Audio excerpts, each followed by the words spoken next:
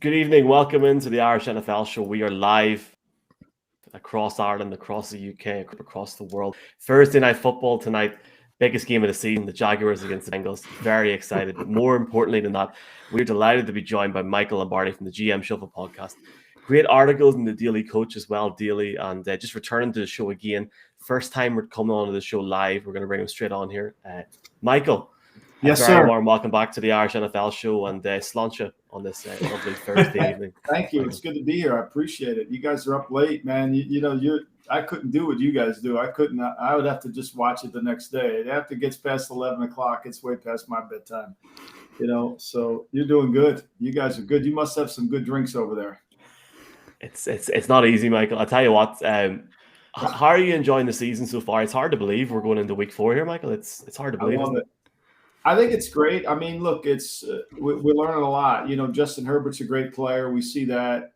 Mahomes is struggling in spite of what they tell you that he's no look passes are sensational. He's turned the ball over too much. It's the first time I've seen him struggle. Really, the Chiefs, and who would have thought they'd be 1-2? Ben Roethlisberger looks like he's running in cement. Carson Wentz looks like his eye level hasn't improved from Philadelphia. And you could see why Philly wanted to make a change. So, and there's other positives that are going on. I mean, it's fun to watch Denver all right there, come back. I thought Denver was a good team all year. And last year they struggled. I think Teddy Bridgewater's given them some hope. The West is great, right? The Raiders 3-0. Derek Carr could be the MVP of the league right now. So it's a fun year, but it is September. And I think what we learned about the National Football League is September is an extension of the preseason. And let's not overreact to teams that are winning in September. Even the Bengals are winning in September. And I suppose it is September. We shouldn't overreact. But one of the talking points this over the past few weeks has been Urban Meyer and the USC talk. The fact that no one was shocked by that, I thought was telling. And then obviously that conversation on the sidelines with Vic Fangio, where he said it was like playing Alabama every week. Your thoughts on Urban's transition to the NFL thus far, Michael? I think it's been rough. I think Urban found out that you need to have a really good staff. I'm not sure that's the right staff. He'll probably, if he stays in the NFL, he'll make a lot of staff changes. It's different. When you're at Ohio State, and Urban has always been a recruiter. And so really what he spends most of his time with is recruiting, making sure he's got 4 and 5 stars. When you're in the NFL, you can't out-recruit anybody. You got to out-coach people. And if coaching isn't, the X's and O's aren't your specialty, and you've got to rely on other people, it's really challenging. Now, Nick Saban is a great recruiter, but he's also one of the best X's and O coaches. And pro football wasn't for him. I don't think pro football's for Urban. I really don't. I just think it's too hard for him. I think he doesn't understand what it takes to win, how to play. I think he should take the USC job, and I don't think it's a shameful thing to do. I think he should just say, look, I'm a better college coach than I am a pro coach. I'm going to go enjoy it. I'm going to go enjoy it. I don't have anything to prove. I tried it. Lou Holtz tried it. It didn't work. We've seen Bud Wilkinson try it. It didn't work. I mean, we've seen college guys try it. It's a completely different game. It's chess. And if you haven't played high-level chess in college for years, you're going to get blindsided, and he has. Michael, can I talk to you about Matt Nagy and this quarterback dilemma in Chicago? He was adamant for the offseason that Dalton was the quarterback.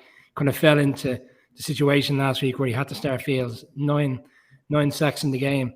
I was wondering this week, would it be a narrative there that he would say, I was vindicated and think that Dalton should be the quarterback. And now even today, he's not been very clear in terms of who's going to start the game on Sunday. Is he trying to lose the job at some stage the way he's going on? Yeah, I mean, look, he knows he's hanging on by a thread, right? He understands that. And I mean, look, Justin Fields, let's just put him in a different category. He's not ready to play.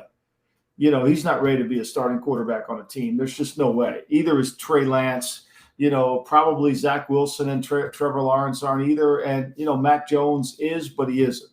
So it's hard for rookies to come in and play right away. And I don't really think and I think Nagy was right to want to play Dalton. But my point about playing Dalton was, let's build an offense around Dalton. Let's build an offense around Fields and let him grow, and we'll play him. Dalton, what he wants to do with Fields is put him in the Dalton offense, and that doesn't work. That's really poor. So, one thing I think look, they didn't double on Myles Garrett. Nagy has never been about players. He's always been about his sheet and his plays, and I think that gets in the way of him being a really good coach. I mean, his offenses have not been good since he's been in Chicago. I mean, he had the one really good year, and I think a lot of that was through the schedule they were playing. But for the most part, they have not been a good offensive team in Chicago. And I'm worried about Fields. I worried about him coming out in college. I didn't think he had great anticipation with throws. I think he's got a great arm. I think he can move.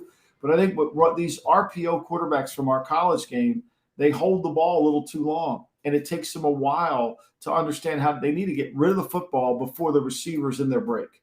There's a sense of anticipation. There's a rhythm to playing quarterback.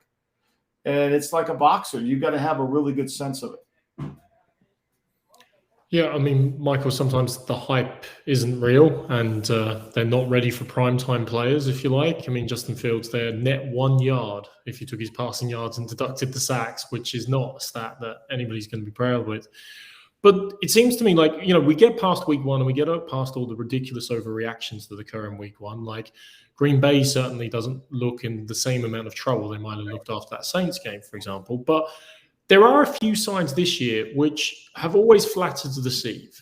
They've always been like, they should be good. They should be a contender, but would always mess it up. I'm thinking of teams like the Cowboys. Well, they've been doing it for 30 years, so they're pretty good at it at this stage. But the Rams as well, the Chargers, you mentioned Justin Herbert, and even the Cards, obviously, great opening with it. They win, but they look like they've got the makings of a good team. Out of that bunch, who do you feel is like really a contender and who's still going to be a pretender by the end of the season? I definitely think the Rams are contenders. I think they're really good. I think McVay finally has a drop back pass game, something he didn't have with Matthew Stafford. He doesn't just necessarily have to win with all of his play action passes. So I definitely think he's for real there. I think there's no doubt about that. They're cutting the grass out in front of my house here, so I apologize. But so I think the Cardinals are fortunate to be 3-0. If Joseph makes that kick, they're 2-1. They've played Minnesota great. I think Kyler Murray's outstanding. But their defense is suspect. They give up too many yards in the passing game. Challenging game this week against the Rams. So we'll see what happens. I think if you can keep Murray in the pocket, you have a better chance. That's a harder thing to do. And, I think as we look over the landscape of the league, I think that so often it's early that these teams that we think are really good, it's the matchups. Like Denver, for example, they've won I call it the Frank Sinatra tour, right? They beat New York, right? So, they won those two games against the Giants and the Jets, and then they beat Jacksonville. Are they really good? We'll know this week after they play Baltimore, right? They've had a lot of injuries. I mean, they lose Chubb, they lose Hamler, they lose Judy, they lose the linebacker. I mean, they've lost some significant players in the first 2 or 3 weeks. So I think the more we get into this, we'll learn about some of these teams. And I think that the bumps that you experienced in September make you better in November. Michael, obviously a very good start to the Steelers. Week 1, beating the Bills, but since then it's been downhill. 2 defeats. But not just defeats, Michael, but the manners of the defeats. What's your thoughts going ahead to this game at the weekend, going up against Green Bay, but just generally with Big Ben and the Steelers did? Well, Tomlin's good as an underdog. He's 6.5 points. He's an underdog. He's usually good in that situation, which is exactly the number in Buffalo. But what bothers me about Pittsburgh is their offensive line. I mean, Najee Harris averages 3.1 yards a carry. Big Ben looks like he's running in cement shoes. I mean, he looks like he's, what they did to Big Puss in The Sopranos. It looks like he can't move at all, right? And so that's a problem. And, he can't throw the ball down the field. He averages 6.2 yards per attempt. They can't run it. They can't throw it. Defensively, they have a ton of injuries. T.J. Watt didn't play. Highsmith didn't play. Melvin Ingram got hurt. I mean, I just think it's hard. And Green Bay played better defensively way better against San Francisco than I thought they would. Because Detroit moved the ball at will on Green Bay. They really did. It wasn't until the second half on that 4th and 4 where they made a play. Stokes made a play over on the left sideline. They actually stopped them. And then Green Bay came on to win that game and cover. But for me, I think this is hard for Pittsburgh because it starts up front. I have a saying, bad offensive lines don't travel. And that's why I didn't touch the Buffalo-Pittsburgh game week 1, because I would have been on the Buffalo side. But this week, Pittsburgh, 6.5-point in Green Bay. When you go to Green Bay, here's another thing I think you guys got to – Green Bay's field is slick. You'll see more guys slip. It's harder to pass rush up there than you think. For some reason, I've seen kickers go approach the ball and kick the ball and fall right on their ass. I mean, it looks like the Follies over there, the way people slip. And it's harder to rush the passer than you think. This is a hard game for Pittsburgh. It really is. They're just not there in a lot of areas. And I'm not sure Ben's the same player he once was. Michael, you mentioned the Broncos already, but I'm interested, I suppose, in terms of there was all the talk in the offseason, the QB competition, and Teddy, Drew with the big arm. But we've seen Teddy come in, we've seen him go 3-0, but more than that, we've seen, I suppose, the leadership. Look, Von Miller is the world's biggest cheerleader for his guys when he's at the podium. But there was the clip of Von talking to Teddy during the game where he doesn't realize, I guess, the cameras are on him, and he says, this is the first time I felt good about a QB since 18 was in town. And we've heard talk that Teddy put a lot of effort in before he even arrived in Denver and getting to know about players, so that when he met guys like Garrett Bowles, he knew about Bowles, who his family were. He ensured that some of the rookies kind of moved their lockers so they were around him, so he's getting that vibe together. Do you think, I suppose, you talk, like, I know you write and you talk a lot about leadership and the importance of leadership. Is that the biggest factor with Teddy that he's brought to? Is that what the Broncos were really missing? I think it is. I think his leadership is outstanding. And I think the other factor is he's not losing the games for him. I think that's what Von Miller's talking about. I mean, he manages the game really well. And they've been able to control the football for a long time, and they're still not the best third down team in football. They still have some areas to improve. So I think what Teddy's done is given exactly what Vic Fangio wants. Is, I wouldn't say it's spectacular play, but I think it's solid play at the quarterback position. And then Vic's scheme is hard to play against. He lines up, you think he's in cover 2 every single snap, and he changes it. Like, it was not even fair for poor Zach Wilson last week. He had no idea what was going on. Neither did Trevor Lawrence, neither did Daniel Jones. So I think that's all Denver needed. Now, what worries me about Denver is these injuries, right? Josie Jewell gets hurt. They lose. Darby's been out with a hamstring. I mean, they've lost a lot of guys. They're wounded. They're really wounded. So is Baltimore. But I like Denver's team. Michael, a great article this week on John Mara and the New York Giants. And as a Giants fan, it pains me to read that article, but ultimately I know it's the truth. Personally, I don't ever see him doing what you're suggesting. So are we going to be back? They will never do that. They'll never do that. I mean, they are truly a third generation organization, and they think they have the answers, and for Giant fans, you've won 18 games the last 5 years. Your offense can't move the ball at all. You're going to extend Daniel Jones's contract. You'll probably extend Saquon Barkley's contract. They need a voice of reason in their building, and they don't want to hear it. Is there a situation, do you think, where he'll be blown up again come the end of the season? Because even this week, Judge, who up to now has had very little, I suppose he's been kind of well in with the journalists. This week they started to kind of go on him a little bit in terms of how his time management on games and how he's play calling the games, which hasn't taken place to date. I didn't hear your question. I'm sorry. Just around Joe Judge, last season, I suppose the honeymoon period, he didn't really get a lot of hard conversations from the journalists, but this week he was criticised for his game management last week. Yeah. I'm just wondering, is there a situation where he may not be there come the end of the season? Well, I mean, look, this is you can't fire a guy like Judge. This is his second year, so that if they fire him, that'll be the last 2 coaches. Will be 3 coaches after 2 years get fired. Is it really the coach's fault? At some point you got to be introspective. I mean, Joe's made his mistakes. I mean, but Joe doesn't have Garrett as his coordinator. He would probably have Freddie Childress as his coordinator, but the front office, the Mara family wants Garrett to be the coordinator. They're in love with Garrett. They think he's an outstanding coordinator.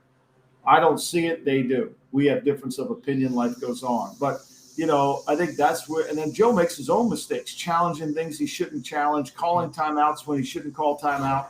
I mean, Joe is learning on the job. Joe was a special teams coach in New England. He worked his tail off. But Joe can't walk into the defensive room and tell Pat Graham, look, I want to do this, this, and this. He can't walk in the offensive room and tell Garrett, I want to do this, this, and this. You know, he can walk in the special teams room and tell Thomas McGahee, this is what I want to do. But that's hard to solve the problem. So when you get a guy who doesn't have a complete understanding of it, he's relying on his coordinators. And their talent level, let's be honest, their talent level is not very good. They bring Isaiah Wilson in today to put him on practice squad. This is a guy that hates football. He's a first-round pick that never even got dressed for a preseason game. I mean, I've never heard of this before. So they got a long way to go. He said he's found football again in his opening statement. Yeah, I found a lot of things again too. You know, I know that. You know what that's called? It's I'm out of money. That's called I'm out of money. Exactly. You find a lot of things when you go broke. Jason Garrett is definitely the owner's whisperer when you consider his relationship with Jerry Jones and now with the Mara family. So he's got some special juice going on. But he went to Princeton, so he's really smart. So don't worry about that. He's all right. He's all right. Michael, The Many Saints of Newark strikes me as a film you might be interested in viewing at some point. Yeah, you guys can watch it now. It's going to be – I mean, do you got HBO Max over there now tonight? We don't. You don't? We don't, no. Oh, but damn. you can watch it and tell us how much you enjoyed it and whether it serves as a purpose for what. I mean, I can't stay awake until midnight tonight, but it's going to drop. So so tomorrow morning, I might be watching it on HBO Max. I don't think I'm going to miss it. I might not get any work. I might not write tomorrow morning. I may be a hard day. I'm dying for it. I mean, let's face it. And I'm dying for that. And there's another, the JFK with Oliver Stone, which is the kind of retrospective into that. I'm dying for that. So hopefully we'll get some of this out. But I'll let you know for sure on The Many Saints of Newark. Sounds good. Sounds good. And I'm thinking of film references. There's a film I loved actually was The Big Lebowski, and Jeff Bridges in that is the dude, and the dude abides. But he's not the only dude anymore because there's a dude in the NFL. He happens to be the head coach of the Detroit Lions. Yeah. Dan Campbell came out and he said, the dude. And you're talking about the heartbreak of the New York Giants over the last 5 years of 18 wins. I still can't even imagine how heartbreaking or how unbelievable it was that the Lions lost that game against the Ravens when you think of the 4th and 19, and then, of course, Tucker kicking the NFL record field goal. What's your view so far? Because when he was appointed, there was a lot of suspicion about what's this guy doing and does he know what he's doing? What have you seen through the first 3 games? They're certainly playing hard, but they're still not getting wins on the board. Well, they play hard. That's a good thing. Look, he had his chance to win the game. Once, when he went up by, I think 2 points, right? He went up by 2. There's 37 seconds left to go in the game. He needs to kick that ball. He needs to squib kick that ball, okay, and get that ball in bounds and start that clock, okay, because he knows on the other sideline is the greatest field goal kicker in NFL. He also knows there's a roof over our head. He also knows that in pregame the kid was probably making 62 yarders. So how do I win this game? Well, I got to try to win the game by not letting them cross midfield or reducing the amount of plays. When we're under a minute in the NFL, never, ever think about time on the clock. Always think about how many plays are left. So you take 6 and divide it into that number. So 6 into 37 means the most amount of plays they could get off was 6. So if I kick the ball in play, now they can only get 5 plays off. And if I sack them like I did on the first play, they'll probably only get 2 more plays after the sack because they don't have any timeouts. A sack is like when you sack a quarterback without timeouts and they have to come running back, get lined up, that's 2 plays. So he blew the game at that point. Baltimore could be undefeated if they kick the ball in play at 36 seconds. Because what happens? What happens is they kick the field goal with 2 seconds on the clock. And that cost them the game. I feel badly. Look, the NFL screwed them. That ball should have been back 5 more yards. It should have been back 5 more yards because there was a delay of the game penalty. I don't know how they didn't call it. So, but you got it. Those are situational football that you must do. You got to kick it in play. You got to squib it because once it's touched by somebody, once you kick it, it's not college. They can't fair catch it. In college, you can't do this. They can fair catch it. Ball comes to the 25. In pro, you got to do something with it.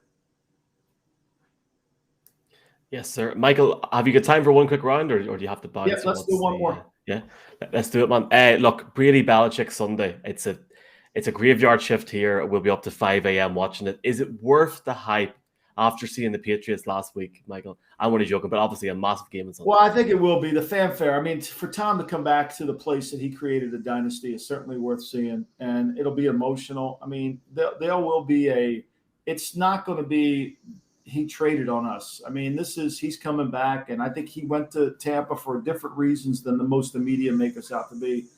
But I think the Patriots are a really young team. They added a lot of new players to their team, and so because of that, they're able to. It's going to take them some time to get this thing going, and I think as the year goes on, they'll get better. But right now, they need to fix their offensive line, and that's been a problem. With Trent Brown not back, that's a problem.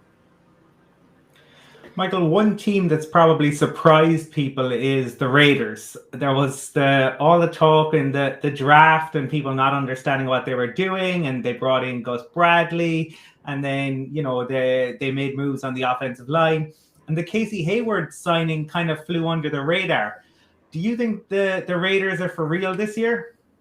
Well, I think that they were fortunate to beat Baltimore, right? I think that they beat a bad Pittsburgh team, and they beat a bad Miami team in overtime. They've won 2 overtime games so far. I think that their defense won't be what everybody thinks it is this year. I think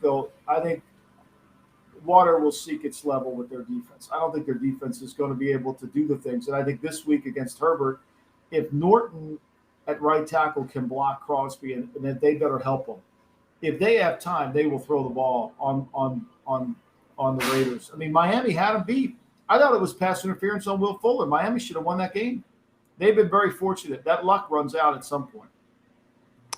Michael, just looking ahead to tonight's game, when we did our season preview show, I was critical of the Bengals for passing on Penei Sewell and going with Chase, but so far he's playing very well. He's the first wide receiver in 6 years to take 3 touchdowns in over 20 yards. Are you surprised how well they're doing so far? And is Zach Taylor building something there, or is George still out on him? I don't care how many touchdowns Chase scores. They can't block. Burrow gets hit way too much. Burrow get hit tonight. Yeah. I mean, their left tackle's a problem. Their offensive line's still a problem. And because you've won 2 games, I mean, when they got in Chicago, Burrow got the crap beat out of them. When they play against a good defensive team, and that wasn't Pittsburgh. Had T.J. Watt played or Highsmith or Ingram, it might have been a different game. Chase is great. Don't get me wrong.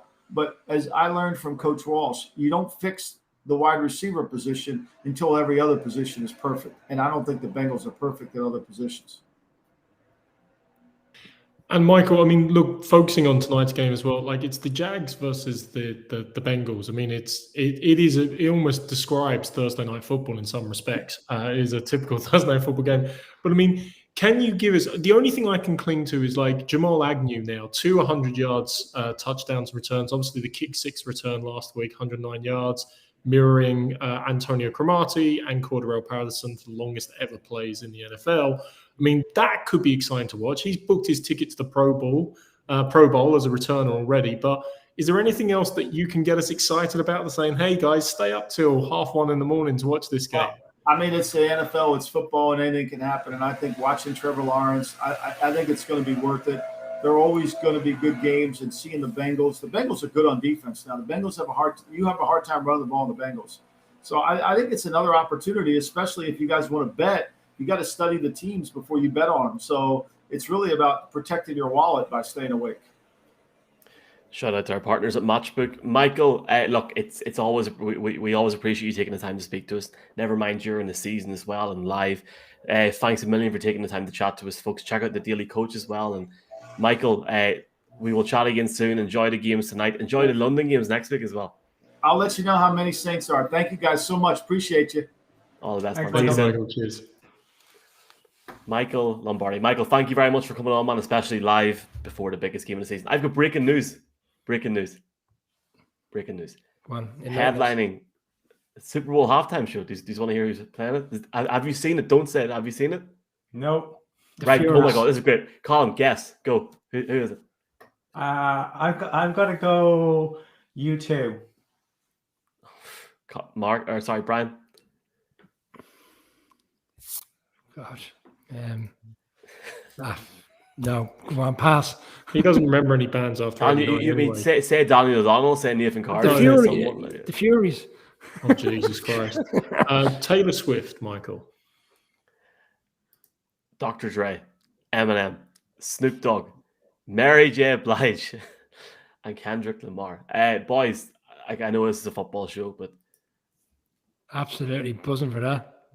I mean, God. Brian will be That's a in serious the queue lineup at the for bar in SoFi. I That's a big figured- lineup, boys. It is. I figured SoFi would get a big lineup, which is why I was thinking 20 years on from Bono's kind of seminal performance they made, but no, they've that's serious business by the NFL. Happy I'm trying to days. think, That's literally just been announced. Wasn't Michael Jackson's famous Super Bowl show? Wasn't that in the Coliseum in LA as Pasadena. well? So, I mean, it's Pasadena. always era-defining Super Bowl shows when it's in LA. What year was that? 90. The Buffalo Bills, Dallas Cowboys Super Bowl. 91? I want to say 93, but it might have 93. been. I was Pick born in 91. one of the 4 years the Bills lost. Sorry. Bills Okay, fans. here we've got big news as 93. well, though. 93. Okay, that was a good year for Down or Derry or one of those teams. I can't remember. But look, big news, boys. What are we doing next weekend? We are. Hold on. By the way, we are going to get our picks in 2 seconds. Yeah. It was down in 93, by the way, Michael. I'm pretty sure. Wasn't it? Oh, no, Derry. Down with 91, 94. To London next week. We are going to be standing opposite the Tottenham Hotspur Stadium live from 9 a.m. both Sundays.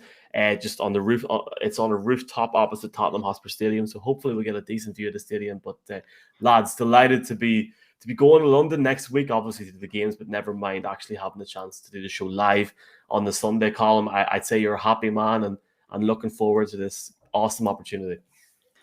Yeah, the first trip off the island since early 2020. So looking forward to that, but looking forward obviously to the games and all the razzmatazz that goes with it for the London games. I hear that Brian is going to abseil off of the building and deliver the football into the Spurs Stadium, which will be a really special moment. So people definitely won't want to miss that. 9 a.m. both Sundays. Brian, you're bringing the coffee. There's a Sainsbury's apparently opposite Coffees the and Irish NFL show umbrellas in case we get some adverse weather conditions. I was actually at the game 2 years ago, the first game there, which was the Raiders and the Bears.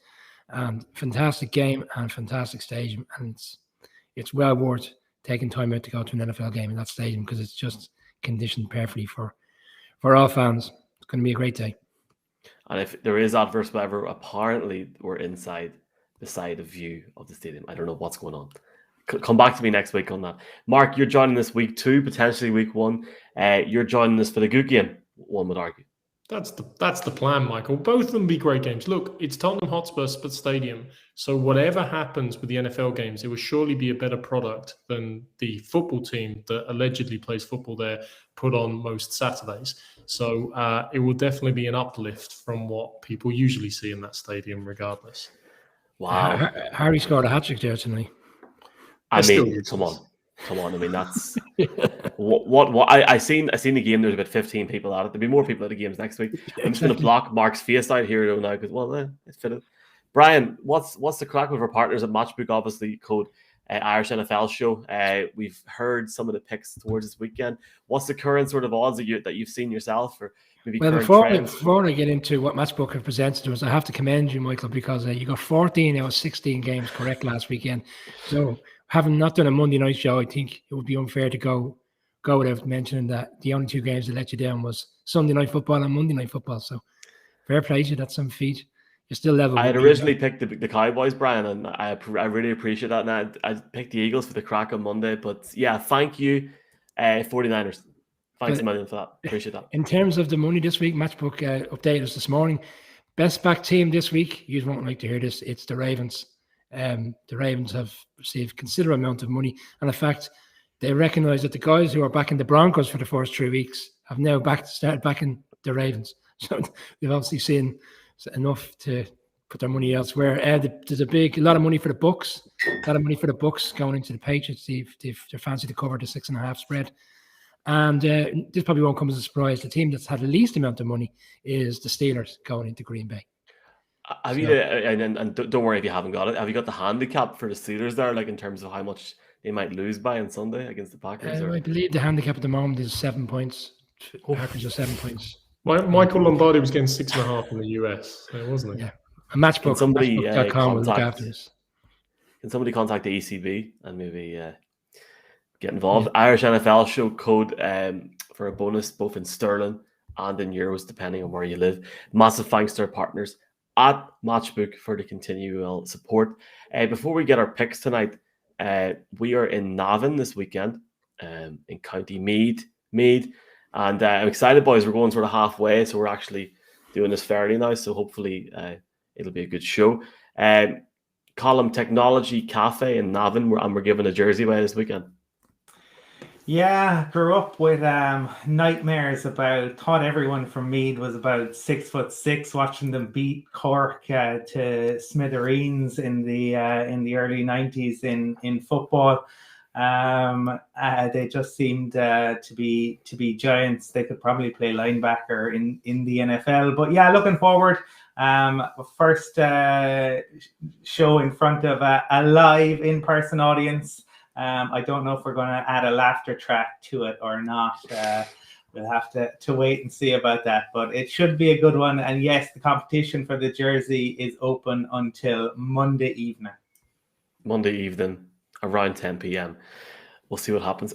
Very excited to make the picks ahead of week 4. And it's the first time that we'll all be sitting on the sofa on a Sunday since week 1. So I'm delighted, boys, delighted. Let's make our picks for Thursday Night Football. The Jaguars against the Bengals coming up.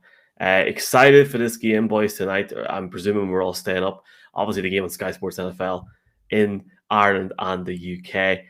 Let's just look ahead to the game. Can I ask, maybe lads, that you spread out towards the edge just so we can get the picks in? I feel bad already. Just maybe. Yeah. Jeez, we won't be getting this in Navan, hopefully, Michael. Do you know what? Depending on when we're finished, there might not be any pick graphics on Sunday. Let's see what happens. Colin, you're wearing orange. I'm presuming you're going for the Bengals. Well, I suppose it's for the poor old Jags. They have lost 7 consecutive games by double-digit scores. So they're just, there's not a whole lot of hope there. You heard Michael Lombardi say that Urban should take the USC job. There's not a lot to look at. For the Bengals, they last week no sacks on Burrow. Which, given that they gave up 10 through the first couple of weeks, that was really good. And if you give Burrow and Chase time, they will bury you. The problem is the Jags had no sacks against the Cardinals. And while they did well against the run last week, Joe Mixon is a different beast. And the Bengals are really solid on defense. I am picking the Bengals, but I given my, like, while you had a brilliant record last week, Michael, I think mine was abysmal. Lindsay Jones's daughter, who's 5, she gets her to do picks. She was 12-4 last week. She's 32-16 on the season. She's easily ahead of what I am. So whilst I'm going for the Bengals, that could mean that the Jags could spring a surprise. Well, let's not say that because the graphics are made already. But here, I don't mean to jump in, Brian, but last week, I sat for maybe a day looking at it. I genuinely thought those teams would win. It actually stuck out to me as one of the easier weeks. I thought the Vikings would win. We'll talk about the Vikings on Sunday at 10 a.m. against Cleveland. It's a big game. But sorry, Brian, back on tonight. Are you going to go 1-0 for week 4 so far? Who have you got? Well, I just want to jump back to that Jags game last week because they were in front and a shocking call was played. Usually when they do a flea flicker where the running back is taking the ball and then hands it back to the quarterback, that usually means it's going 40, 50 yards down the field because someone has escaped the secondary. You don't tend to throw it up for 20 yards, allowing a quarterback to intercept and run it back. And that was the game because up to that stage, and that was the middle of the third quarter, the Jags were in the game. And they just found, I wouldn't say they found ways to lose. mean, the Cardinals were comfortable in the end, but I think the game was a little bit more tight than people think. But no, for this game, no, I'm with the Bengals. Michael Lombardi touched on it there. Their defense is playing really well this season. They've had a minimum of 3 sacks per each game so far this season. Last season, they only did that in 2 games in total. So the defense is playing really well. And the Burrow Chase is a connection from LSU days, and it seems to be working. And I'm surprised how quickly it's got going. But there's other players there, Tyler Boyd and Mixon. Like, they've got good players there. So for me, the Bengals will win and go 3-1. I don't know what's given me more pleasure tonight. Hearing Colin say when we're going to be there live and giving kind of Bill O'Reilly vibes coming off from that with a beautiful Cork accent. If you give Burrow and Chase time, and all that was going through my mind was Burrow and Chase either being some kind of 70s cop sitcom or some kind of, team of intrepid reporters or something, like it's an acronym or short there. Brian just mentioned the key player for me, though, Joe Mixon. He's been getting the hard yards for them on the ground. He's been obviously protecting Burrow somewhat by obviously people having to respect the run game. He is underrated and continues to drive that team on. When I flip it to the Jaguars, obviously last year, Robinson was such a great kind of surprise. James Robinson, surprise, good news story. Hasn't had the same momentum this year. They can't block very well. Lawrence clearly has the arm, but still getting up to speed with the NFL. And yeah, God knows Urban Meyer is still getting up to speed with the NFL. For me, last week was more about the Cardinals playing down to the opposition. You look at things like the kick six and moments like that, and they really let the Jags hang around. AFC North is too competitive. Bengals have to keep plowing ahead, and I think they will have more than enough for the Jags tonight, so I'm on the Bengals. Just quickly on that, growing up in Cork in the early 90s, it was the holy trinity of Jimmy Barry Murphy, Dave Barry, Bill O'Herlihy, with a soundtrack of the Sultans of Pain, and it was magic. There you have it. Where is my jumper, Colin? Where is it? I thought you were going to say Chubby Chase, Mark, at one stage. Chubby Chase. I met Chubby Chase a few years ago. He's a nice guy. Boys, all these guys. You met David Hasselhoff as well. I mean, it's unbelievable the amount of people you're meeting. Can you all hear that? Yeah. No. Yeah. But surely David Hasselhoff is the halftime guest at the NFL Germany games next year. Are we supposed to hear the Bengals song in the background, Michael? Are we? Yeah, you'll hear it, no? Just about. All right, hold on. How's this? Yeah. We've been getting abuse for months and months saying that we don't ever pick the Bengals. So I'm going to pick the Bengals tonight. Why?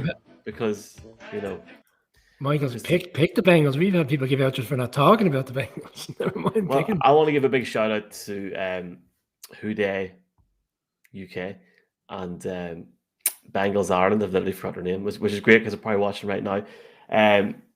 No, here, look. Tip the Bengals. Obviously. Tip the Bengals. Tip the Bengals. Yeah. Look, this is not even going to be a contest tonight. I would say if you're thinking of staying up, don't. There's no point.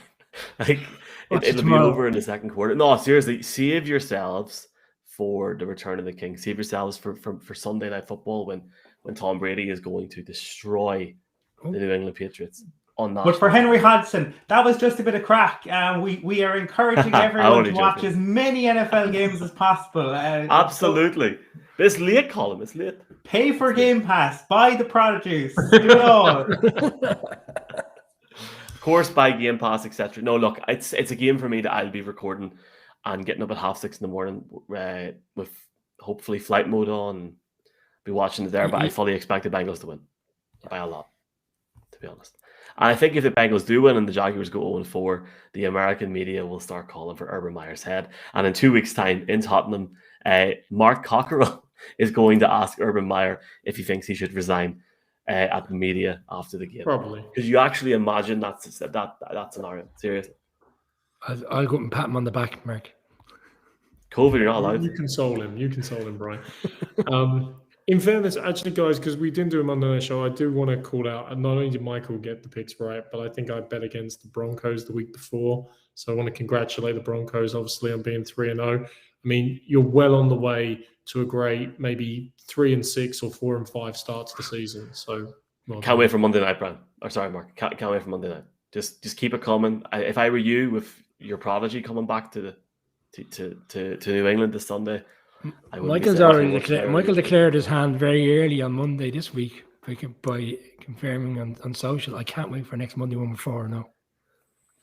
Well, I watched. I mean, we were in Belfast. We all seen the Lions Ravens game. We've all seen what they can do. Look, it is what it is, boys. We need to get going. I'm going to Navan here, so I need to get going here now before we. Just a question, Mark. Do you know when that Seth Wickersham book about Bill Belichick and everything that went on? When is that coming out? I'm sure that it will come out sometime soon. It's funny. Wickersham actually did a piece on ESPN, which was kind of the anti-Spygate story, or the anti-Deflategate story. And it was kind of almost put out there as ESPN being balanced coverage in relation to the whole stupidity of Deflategate. So he was like, "Oh no, isn't this guy good?" And it's like, it looks pretty much a hack job to me in terms of some of the clips that are coming out already. And yeah, I'm damn sure Bill Belichick is an arsehole sometimes, as every successful person in every single industry, in every single sport has ever been. You go around to John Wooden, he has some great inspirational moments. He was also an arsehole at times. Mike Shanahan, definitely an arsehole at times. So, revelations like this aren't really revelations. They're actually pretty, just sensationalistic. So, I'm more trying to deal with my emotions for Sunday night because, frankly, guys, and I know you're not as excited or kind of motivated by this, this is as big as Gretzky going back to the Oilers after the big King's Ransom trade. It's bigger than that, like. This is big. Well, I mean, all of Canada was watching that one. So maybe it's big because all of America will be watching this one.